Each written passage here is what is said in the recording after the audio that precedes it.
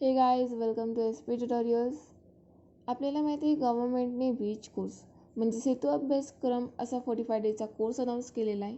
तुम्हाला या चॅनलवर 10th स्टँडर्डच्या सर्व सब्जेक्टचे सोल्युशन्स प्रोव्हाइड केले जातील.